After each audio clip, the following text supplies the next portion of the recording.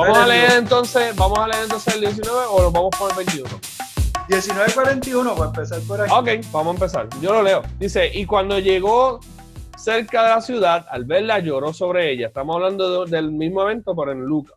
Diciendo, oh, si también tú conocieses al menos en este tu día lo que es para tu paz, mas ahora está encubierto de tus ojos, porque vendrán días sobre ti cuando tus enemigos te rodearán con vallado y te sitiarán, y por todas partes te estrecharán y te derribarán a tierra y a tus hijos dentro de ti, y no dejarán en ti piedra sobre piedra, por cuanto no conociste el tiempo de tu visitación. Está hablando de la Jerusalén. Jerusalén va a ser sitiada, va a ser rodeada por un ejército. Y como no aceptaron la presencia de Dios en Jesucristo, el Mesías, su Salvador, esto era lo que iba a ocurrir. Fíjate que está hablando de que no aceptaron al Mesías para recibir su paz. ¿Por qué? Porque ya estaban habiendo rumores desde hacía tiempo de que Roma estaba maltratando a los judíos. Y siempre había rumores de guerra. Siempre se levantaba alguien a defender a los judíos y había rumores de guerra una y otra vez. Y el miedo que había era que Jerusalén fuera destruida. Pero decían, no, nadie nos va a destruir porque somos el pueblo de Dios. Pero cuando viene Jesucristo, dice, no, si no me aceptan no van a tener paz y van a ser rodeados y entonces no va a quedar piedra sobre piedra. ¿Ok? Lo mismo que le dijo Jesucristo a sus seguidores, ¿ok? Se le está diciendo ahora a Jerusalén, le está diciendo, va a llegar un momento en que van a ser destruidos. Vamos a Lucas 21. Como tú dijiste, va a empezar desde el 20:41. Dice, entonces les digo, ¿cómo dicen que el Cristo es el hijo de David? Pues el mismo David dice en el libro de los Salmos, dijo el Señor a mi Señor, siéntate a mi diestra, hasta que ponga a tus enemigos por estrado de tus pies. David pues le llama Señor, como entonces es su hijo. ¿Ok? Ya Jesucristo está diciéndole a sus seguidores, ¿quién le dicen ustedes que es? Yo soy el Mesías. No se confundan, porque este pueblo no me acepta como Mesías. Y entonces se vira donde los fariseos, a los escribas, perdón, y le dice, y oyéndole, todo el pueblo dijo a sus discípulos, guardaos de los escribas que gustan de andar con ropas largas y aman las salutaciones en las plazas y las primeras sillas en las sinagogas y los primeros asientos en la cena, que devoran las casas de las viudas y por pretexto hacen largas oraciones, estos recibirán mayor condenación. O sea, está hablando ya de quiénes, de los líderes religiosos que se llenaban de dinero, devoraban el dinero de las viudas. Dice que devoran a las viudas, así que también se las llevaban y las tenían como mujeres, ¿ok? Pero quieren ellos aparentar que son los grandes siervos, pero ellos van a recibir mayor condenación. ¿De qué condenación está hablando? El 21. Levantando los ojos, vio a los ricos que echaban sus ofrendas en el arca de las ofrendas. Vio también una viuda muy pobre que estaba allí, que echaba didos blancas. Y dijo, en verdad os digo, que esta viuda pobre echó más que todos, porque todos ellos echaron para las ofrendas de Dios de lo que le sobra. Mas esta, en su pobreza, echó todo su sustento. Y entonces dice, y aún no que hablaban de que el templo estaba adornado de hermosas piedras y ofrendas votivas, digo, en cuanto a estas cosas que veis, días vendrán en que no quedará piedra sobre piedra que no será destruida. Estaba señalando a los ricachones, líderes religiosos, estaba hablando de cómo los líderes religiosos daban lo que les sobraba y lo estaba comparando con la viuda. Y ahora dice, y con todo ese dinero y todas las piedras preciosas del templo, mira, no va a quedar ni piedra sobre piedra. O sea, toda la riqueza, toda la opulencia, no va a quedar ni piedra sobre piedra. Y le preguntaban diciendo, maestro, ¿cuándo será esto? ¿Y qué señal habrá cuando estas cosas estén para suceder? Y entonces dijo, mirad, que no seáis engañados, porque vendrán muchos en mi nombre diciendo, yo soy el Cristo, y el tiempo está cerca, mas no vayáis en pos de ellos, no sigan los falsos cristos. Y cuando oigáis de guerra y de sediciones, no os alarméis, porque es necesario que estas cosas acontezcan primero, pero el fin no será inmediatamente. Entonces les dijo, se levantará nación contra nación y reino contra reino, y habrá grandes terremotos, y en diferentes lugares hambre y pestilencia, habrá terror y grandes señales del cielo. Pero antes de todas estas cosas, os echarán mano y os perseguirán y os entregarán a la sinagoga. ¿A quiénes les está hablando? A sus seguidores. ¿Dónde los van a llevar a la sinagoga? Aquí en Puerto Rico no hay sinagoga, ¿ok? A donde nos vayan a llevar. Porque, bueno, hay sinagogas, hay poquitas, pero no creo que lleven a todos los cristianos de Puerto Rico a la sinagoga. No está hablando de eso, está hablando en un momento en específico. Y a las cárceles, y seréis llevados ante reyes y ante gobernantes por causa de mi nombre. Y esto será ocasión para dar testimonio. Proponed en vuestros corazones no pensar antes cómo habéis de responder en vuestra defensa, porque yo daré palabra y sabiduría, la cual no podrán resistir ni contradecir todo lo que se os oponga.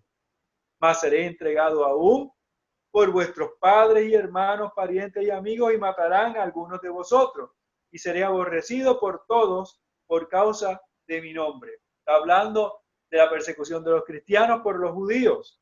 Por eso es que iban a llevar, se los iban a llevar a las sinagogas y a las cárceles. Pero ni un cabello de vuestra cabeza perecerá. Con vuestra paciencia ganaréis vuestras almas, ¿okay? Ganaréis vuestras vidas. Pero cuando viereis, y esto es importante, cuando viereis a Jerusalén rodeada por ejércitos, sabéis entonces que su destrucción ha llegado. Entonces los que estén en Judea, huyan a los montes, y los que en medio de ella, váyanse. Y los que estén en los campos, no entren a ella, porque estos son días de retribución para que se cumplan todas las cosas que están escritas. Y otra vez más, hay de las que están encintas, de las que crían en aquellos días, porque habrá gran calamidad en la tierra e ira sobre este pueblo. ¿Ok? La destrucción de Jerusalén por los ejércitos romanos.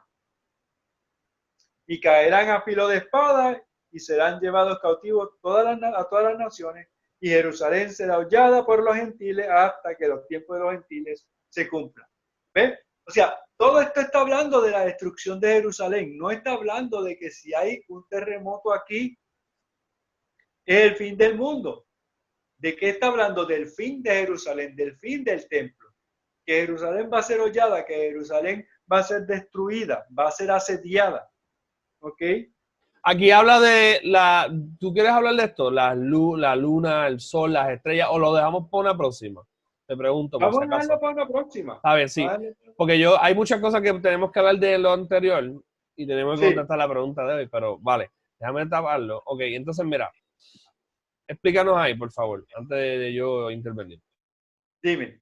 No, estaba que el texto que está hablando aquí, que es un texto mucho más claro que el de Mateo 24, que es un poco más oscuro, uno lo lee y dice, ok, ¿de qué está hablando? Ah, sí, eso puede ser como quiera, eso, guerra y rumores de guerra hay, pero cuando vemos Lucas 21, estamos viendo que está hablando de Jerusalén, de la sinagoga, está hablando de la destrucción del templo, está hablando de que Jerusalén va a ser rodeada y va a ser asediada por los gentiles, o sea, por los romanos, hasta que el tiempo de los gentiles termine, que va a ser cuando Roma termine. Ok, o sea, está verdaderamente hablando de un momento en específico. Jesucristo está hablando a una gente. Bueno, ¿quién está hablando? Está hablando de Jesucristo. ¿A quién le está hablando? Le está hablando a sus seguidores y le está hablando a los líderes religiosos que lo estaban escuchando. ¿Qué estaba sucediendo? La gente le estaba diciendo, él estaba mirando, Jesucristo estaba mirando a los escribas que eran gente de dinero y que se jactaban de su dinero y de sus vestimentas. Él estaba viendo el templo que le estaban enseñando con todas sus joyas y todo el oro y todas las cosas. ¿Ok? ¿Cuál era el suceso histórico? Jerusalén ya se habían rumores de guerra entre Jerusalén y de los romanos. ¿Cómo iba a suceder? Jesucristo le está diciendo, la destrucción del templo y todo eso va a ser cuando Jerusalén sea asediada y atacada por los gentiles o por los romanos. ¿Qué, quién, cuándo, dónde va a suceder? Jesucristo lo dice, en Jerusalén. ¿Cómo va a suceder? Los gentiles van a asediar, a rodear a Jerusalén, no iban a permitir que la gente saliera ni entrara. La iban a sitiar. Tanto, la iban a sitiar, en otras palabras, que la gente se iba a morir de hambre porque no podían salir a comprar comida, ni la gente podía entrar para ayudarlos tampoco. ¿Cuándo? Jesucristo no dice cuándo, pero dice que cuando se muestren todas esas cosas es que va a suceder. ¿Y qué sucedió? En el año 70 vinieron los ejércitos romanos, asediaron Jerusalén, destruyeron el templo. ¿Okay? En el 9 dice, y cuando digáis de guerra y de sediciones, no os alarméis, porque es necesario que estas cosas acontezcan primero, pero el fin no será inmediatamente, el fin de lo que estamos hablando. Entonces dice claro, que se estaban oyendo rumores primero. Claro, entonces dice... Mientras hayan rumores, no. Cuando vean a los ejércitos llegar, echen a correr, váyanse a los montes. ¿Ok? Y si se van a los montes y se le queda algo, no echen para atrás.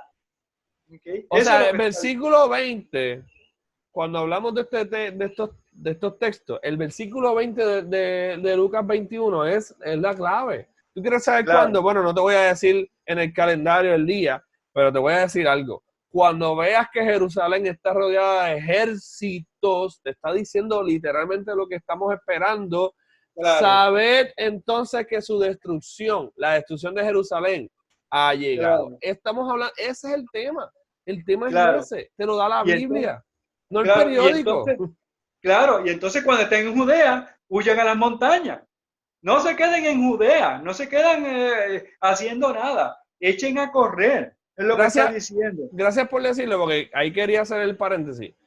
Ese no es el protocolo de una invasión. Ese no es el protocolo, ni en la antigüedad, ni siquiera hoy en día tampoco, de una invasión a una ciudad. Los muros, las murallas, que de lo que está hablando Jesús ahí, sus muros van a caer. ¿Okay? ¿Han escuchado esa expresión anteriormente en la Biblia? Los muros caen, claro. ¿De qué está hablando? Está hablando de una invasión en la ciudad que tiene unos muros. Los muros son para proteger a la gente adentro. Las ciudades no podían contener a todas las personas que vivían en el área. Las ciudades amuralladas eran, ¿verdad? Vivía gente adentro, pero la ciudad amurallada era para cuando hubiese una emergencia de invasiones, la gente entraba a las ciudades, cerraban las puertas. ¿Para qué eran los vigías? En el caso de Puerto Rico, por ejemplo, las garitas, ¿para qué son? Para vigilar. Entonces, los muros, las puertas se cierran y no sale nadie. ¿Por qué? Pues porque si vienen a invadirnos, no te vas a quedar a la intemperie. Ese es el protocolo de una invasión. En cualquier lugar lo vas a ver. Y Jesús le está diciendo, ustedes no van a seguir el protocolo. Ustedes vieron que se está empezando a rodear de huyan y van para las montañas. O sea que... y es importante ver que los muros estaban a la entrada de la ciudad para proteger a los que estaban en la ciudad, ¿ok? Y estaba el ejército, estaba allí. Esos muros estaban bastante antes de la ciudad y por eso le daba tiempo para echar a correr. Cuando vean eso, echen a correr y olvídense de lo demás. Suelten lo que están haciendo y echen a correr a las montañas antes de que llegue el ejército. ¿Ok? Antes de que llegue, porque cuando llegue a los muros ya es demasiado tarde. Claro, porque estos ejércitos, algo que la gente no visualiza porque no toman historia, ¿verdad? Y pues es normal. Los ejércitos ni en la antigüedad ni siquiera hoy en día llegan de cantazo. No. Como los marcianos llegan a las películas de cantazo todo el mundo. No. Los ejércitos llegan por unidades. Claro. Y las unidades en aquellos tiempos no es como ahora que los ejércitos los gobierna, ¿verdad? De una sola cabeza hacia abajo. No, los ejércitos de estos tiempos tienes que tener líderes que fueran buenos, que tuvieran a un grupo de gente convencida para hacer este tipo de campaña, ¿verdad? Y tenías que pagarle, bla, bla, bla. Entonces, no todo el mundo llegaba a la vez. Y mucho menos si había guerras entre ellos mismos, que era lo que estaba pasando, que eso no lo hemos hablado porque eso no lo está hablando la Biblia, pero históricamente lo que está pasando es que Roma está en unos conflictos. Entonces, si tú tienes conflictos internos, las personas que dirigen tus ejércitos van a estar una allá y otra acá. Entonces, cuando tú veas que empiece, lo Jesús está diciendo, cuando tú veas que empieza a llegar este grupo a rodear, arranca. Sí. Y ¿Entiendes? una cosa importante también era que habían conflictos internos y habían conflictos afuera también. Sí, Porque nosotros pensamos que pues Jerusalén era como decir un pueblito. No, no, no. Jerusalén era grande y habían diferentes grupos. Estaban los celotes, que eran los que se la pasaban en guerra con los romanos a cada rato. sí, Los celotes eran como decir los macheteros hoy en día. Si hubieran tenido como hacer bombas, las ponían en aquel tiempo. claro. O sea que habían guerra, habían escaramuzas con los celotes y rumores de guerra porque los celotes estaban pensando cómo. De hecho, una cosa interesante es que Barrabás posiblemente ha sido uno de ellos, uno de esos grupos, de esa gente, de esos líderes de esos grupos. Y el nombre de él era Jesús Barrabás. Okay. Jesús quiere decir Salvador. O sea que también era otro tipo de Mesías y que él se declaraba así mismo como Mesías. Okay. Así que Lo de eso es bien interesante porque lo de que hayan guerra y rumores de guerra y que eso sea una señal. Yo no sé si a ti te pasó la primera vez que yo leí la Biblia y leí eso, decía, pero es que eso no es una señal. Jesús, porque Jesús está dando cosas ambivalentes y dice rumores de guerra, eso lo hay todos los días. claro, Y eso es normal. Ah, espérate. Hay algo del contexto histórico que es bien importante. claro. La Pax Romana, la paz de Ajá. los romanos, era los romanos eran bien picky. A los romanos no les gustaba tener problemas alrededor en sus territorios y mucho menos en sus estados vasallos, que Jerusalén, ¿verdad? Y los judíos y Judea era uno de sus vasallos. A ellos no les gustaban los revoluces. Entonces, ¿cómo ellos resolvían esos revoluces? Pues los tenían bajo su, ¿verdad? Su bota. Bajo la bota. Los tenían ahí fuertes. Entonces, no dejaba que hubiesen problemas. Ahora, por un lado, eso, ¿verdad? Si tú eres un ciudadano y recibes este problema de los impuestos, tú lo ves como algo malísimo, obviamente. Claro. Pero, en términos generales históricos, era bueno para la región. ¿Por qué? Porque entonces los problemas que habían locales de tribus contra tribus, vecinos contra vecinos, por ejemplo, los griegos que vivían en el área, los filisteos que se habían juntado con los griegos y más las otras personas que vivían ¿verdad? En Asiria, Persia, todo. O sea, el hecho de que no se estuvieran peleando por mucho tiempo permitió el intercambio y que Jerusalén volviera a resurgir. Herodes era considerado por muchos judíos en áreas bien lejanas, era considerado como el Mesías porque él les arregló el templo.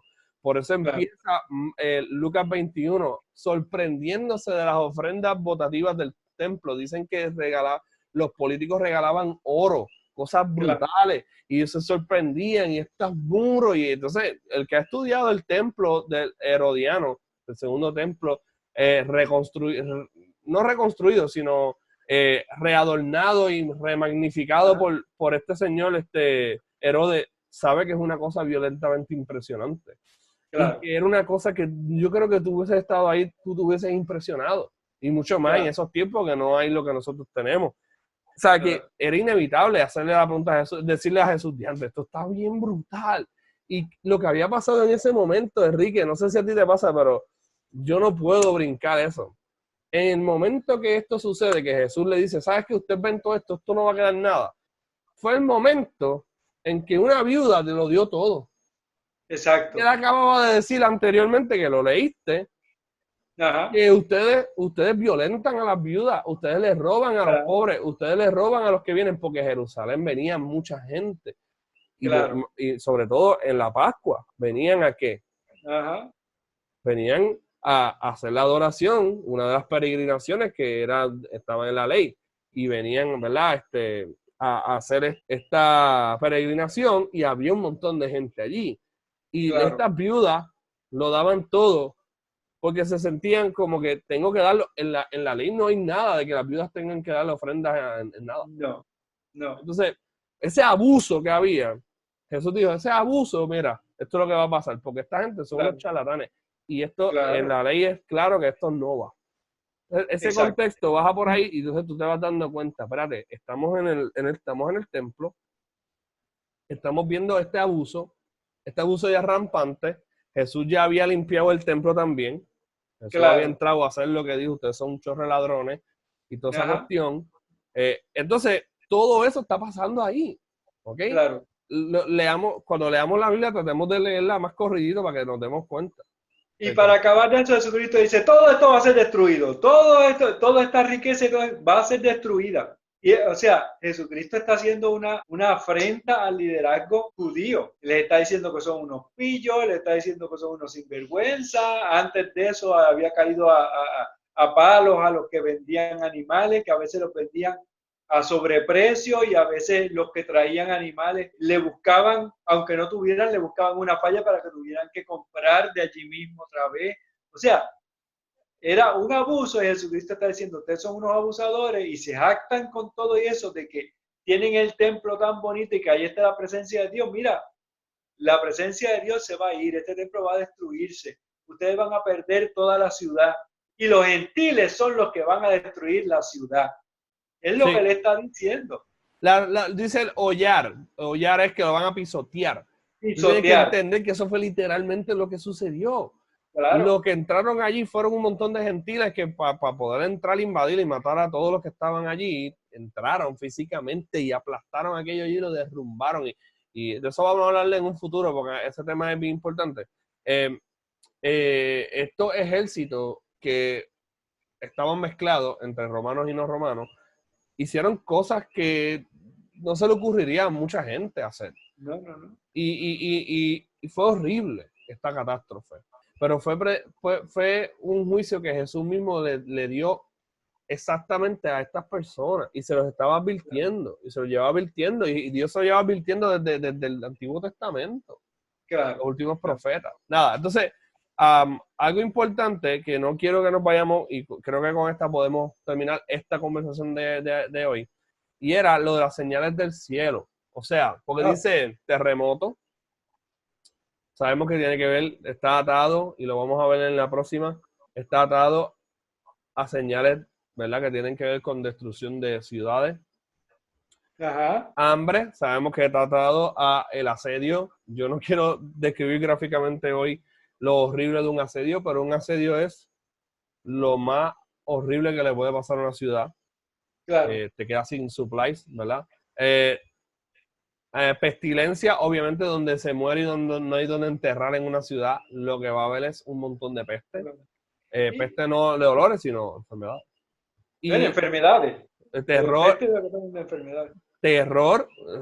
Terror y grandes señales del cielo. ¿Ok? Grandes señales del cielo. Esas grandes señales del cielo, dos cosas vienen a mi mente y tú ahí quiero que me comentes y podemos terminar. Grandes señales del cielo. Estamos hablando de como lo de las estrellas que van a caer y el sol y la luna, o estamos hablando de algo relacionado a la invasión física, literalmente, como por ejemplo los proyectiles que tiraban. Sí, está hablando del asedio. Acuérdate que se usaban catapultas para romper las murallas. ¿Ok? De eso es lo que se llama la estrella del cielo. Eso me recuerda, por ejemplo, y es interesante, la profecía que dan en la película 300, que el cielo se iba a oscurecer en el ataque. Y la gente estaba riéndose, los que estaban ahí, hasta que uno dice, espérate, el cielo se va a oscurecer. Y cuando mira hacia arriba, ven el cielo literalmente que estaba oscurecido, pero cuando empiezan a ver eran flechas que habían tirado desde el otro lado que estaban cayendo sobre ellos. El cielo se oscureció. Claro que sí, con las flechas que habían. Así mismo el cielo se oscurece cuando hay proyectiles. ¿Ok?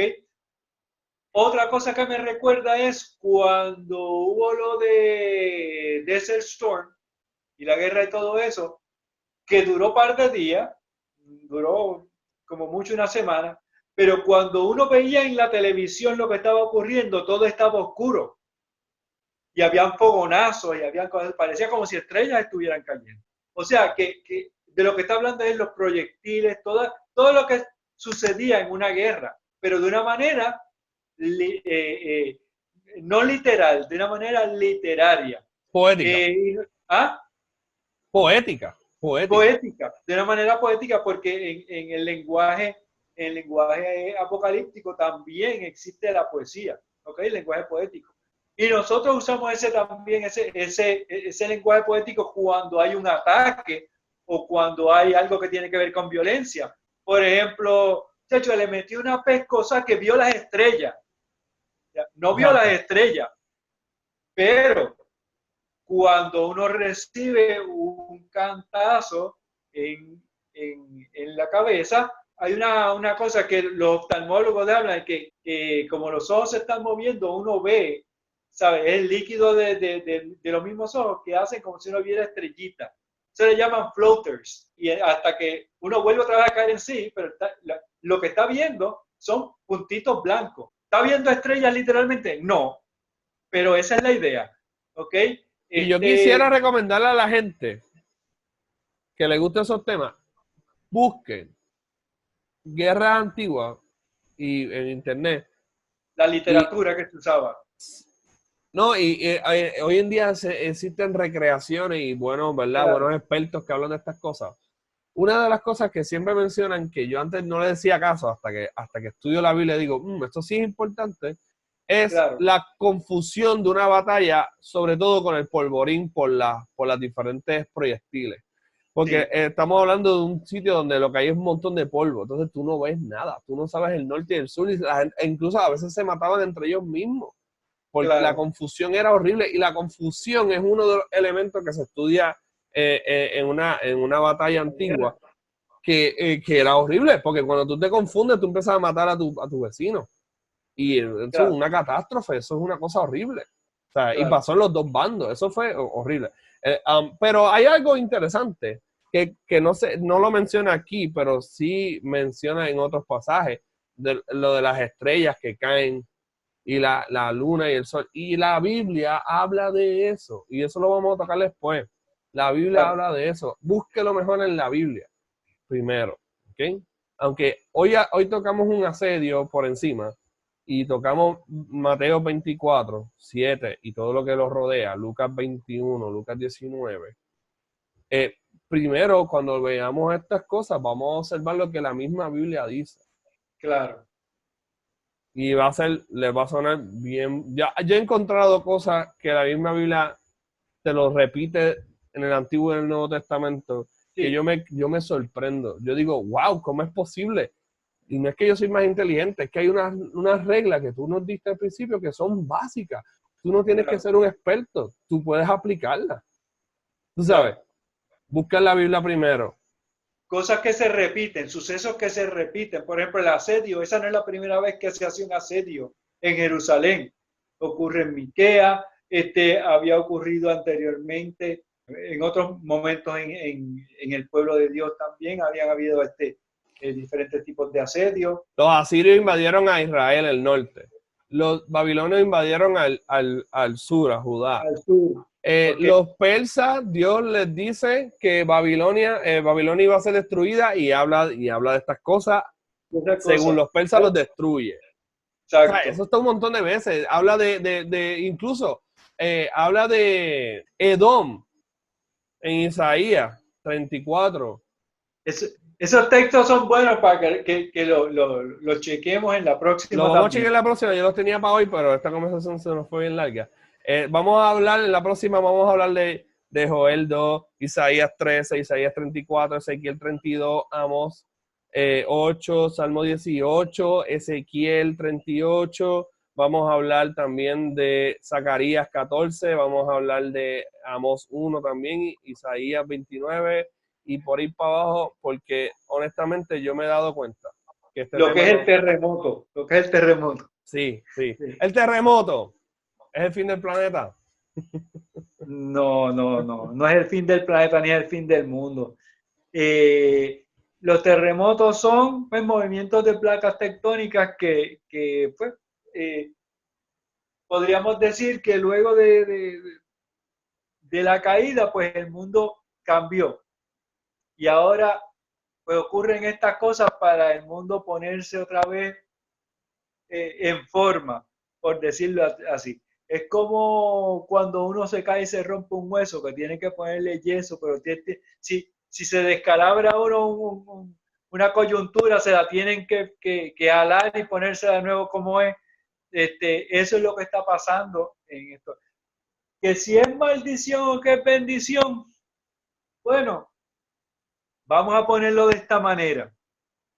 Si usted es un creyente, usted va a ver todas estas cosas como dice la palabra, todo obra para bien. ¿Por qué? Porque aprendemos a depender de Dios, nos damos cuenta de las necesidades de los demás y somos el reflejo de Dios para ayudar a aquellos que necesitan, ya sean creyentes o no. Aprendemos paciencia, ¿ok? Ahora, el que no conoce al Señor, pues para él es juicio, porque no tiene esperanza, no tiene dónde agarrarse, ¿ok? Pero un suceso puede ser de bendición para uno y de maldición para otro. Pero para el cristiano todo obra para bien, todo obra para bien. Ahora, y con esta termino, es la más difícil, que nos voy a tirar Okay. para que conversemos y ya terminamos. Podríamos descartar por completo que si nosotros no seguimos lo que Dios nos dice, que nosotros no vamos a perecer parecido a lo que pasaron estas ciudades que hablamos y que vamos a estar hablando. Esa es buena. La De vamos a dejar hecho, ahí si quieres. no, podemos hablarlo por encimita. De hecho, en el mismo asedio de Jerusalén, históricamente hablando, hubo cristianos que no hicieron o que hicieron caso omiso a lo que dijo Jesucristo, ¿ok? Y volvieron al templo y se hicieron judíos. Y eso, aunque no perdieron la salvación, pero fueron llevados como esclavos por los romanos a otros pueblos.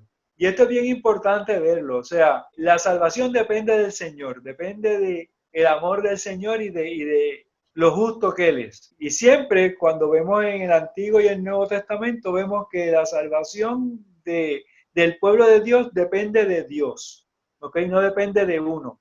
Ahora, el tú recibir bendiciones físicas o no, ¿verdad? Dios te la da por gracia, pero mantenerla depende de ti. ¿Ok?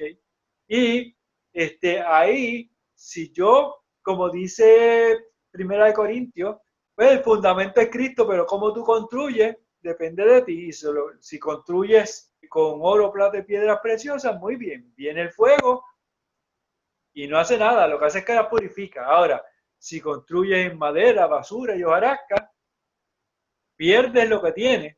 Dice, será salvo, pero por fuego. En otras palabras, si tú construyes tu casa en el fundamento de Cristo, pero la construyes mal, la salvación no la pierdes. Pero sí pierdes lo que construiste. Y eso es bien interesante, ¿sabes por qué? Porque ese texto señala a la destrucción de Jerusalén también. Y hubo cristianos que lo perdieron todo. No perdieron la salvación, pero lo perdieron todo. Bueno, pues mi preocupación más grande es que los cristianos no tomemos en serio la palabra de Dios y por razones como, ¿verdad? No quiero entrar ahora en esos detalles, pero que hayamos descartado el Antiguo Testamento, por ejemplo, y eso se ve reflejado en interpretar estos pasajes, lamentablemente, y solamente se ve el Antiguo Testamento para lo que me convenga, eso es triste. Eso entonces es como tú dices, o como dice Jesús mismo, construir una casa de pajita. Y lamentablemente, por mucho tiempo lo hemos hecho y creo que es hora de volver. Creo que es hora de volver porque el cristiano no debe tener una actitud pesimista de, No. esto me va mal. Qué bueno que va todo mal porque eso significa que Cristo viene y si Cristo viene ahora, pues ya, no tengo que... No, eso no es la actitud cristiana. La actitud cristiana es, venga Cristo o no, tú tienes que estar con las manos ocupadas para tu Señor. Porque Bueno, cuando Él te reciba, te va a decir, buen siervo, fiel, que hiciste nada esperándome. No creo. No no. creo que eso fue algo que Él te diga. De hecho, la palabra nos llama, nos hace en Génesis un llamamiento, el mandato cultural y es nosotros cuidar y proteger todo aquello que Dios nos dio, nuestra vida, nuestra familia, nuestro trabajo. El mandamiento que el Señor nos dio de hacer discípulos a otros, hay que ser responsable y llevarlo a cabo. Todas esas cosas. Y uno dice, pero eso es aquí en la tierra. Pues claro, porque otra vez, el Padre nuestro lo dice, sea hecha tu voluntad en la tierra como es en el cielo. Ese es nuestro llamado, que nosotros construyamos, edifiquemos, cuidemos bien todos aquellos dones que Dios nos dio, todos esos regalos que Dios nos dio, y que hagamos una realidad el reino aquí en la tierra. Nosotros, el reino está con nosotros, está dentro de nosotros y está en nuestras manos para hacerlo una realidad, para que entonces Cristo venga. Amén. Ya esa perspectiva, muchos diferirán, pero vamos a continuar hablando de esto y vamos a hablar de todos esos pasajes que dijo ahorita y vamos a ver cómo la Biblia le habla a todo esto que dice Mateo 24 y otros libros más del Nuevo Testamento, que pues si Dios permite los podremos hablar en estas conversaciones que tenemos tú y yo, si Dios quiere, ¿verdad? Así Amén. que nada, gracias a todo el mundo, Dios les bendiga y espero que vean esto y para, bueno, compartan a quien entienda que haya que compartirlo y pues hasta la próxima. Amén.